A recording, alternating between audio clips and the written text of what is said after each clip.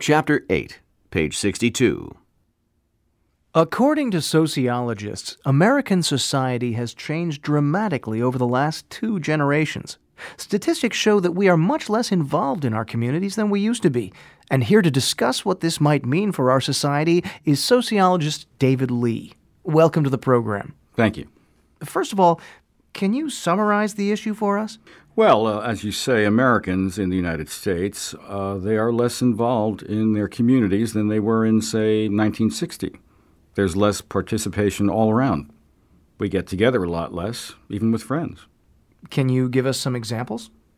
Well, one statistic that comes up a lot is membership in the PTA, the National Parent-Teacher Association. In the 1950s, almost half of parents with children under 18 were members of the PTA.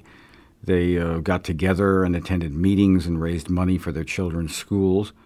Well, membership in the PTA went from 50% in the 50s to under 20% in 1995. And that's just one example.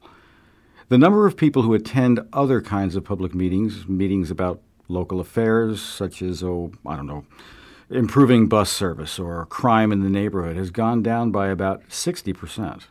It's like people are less interested in the community. Yes, that's what it looks like. There's less interest in the political process as well. Look at newspaper readership, for example. Only about 25% of people aged 40 and under read a newspaper every day. That contrasts with 80% of older Americans. That's a big difference. It sure is. And what about the number of people that vote?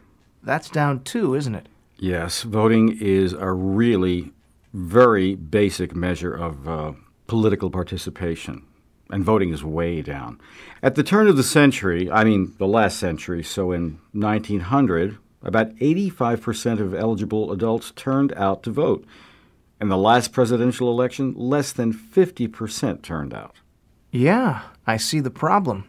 But you're talking about political involvement and involvement in local organizations. But what about our social lives? You mentioned that we socialize less as well? Yes, we socialize less than we used to. In the 1950s, people had friends over to dinner more often. They visited their neighbors more often. Generally, people seem to have a much better social life back then than they do now. That's really interesting. So we're becoming more isolated from each other. Yes. But is this such a big deal? You might say, so what? Are these kinds of social connections between people really important? These days we have the telephone, we have the internet. Yes, the telephone has replaced face-to-face contact a lot, but informal social connections are actually very important. Why? There's a high correlation between social connections in a community and crime, for example.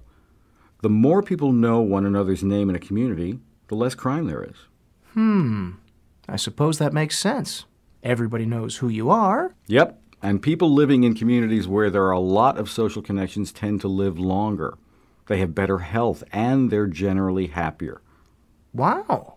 So I guess there is a need to make people feel more connected to their communities. But how would you do that? That's the million-dollar question. Well, one way would be to encourage people to volunteer more. Volunteering is a great way to get involved in the world around you and build connections with other people. Maybe we should all just hold block parties and get to know our neighbors. Absolutely. Why not?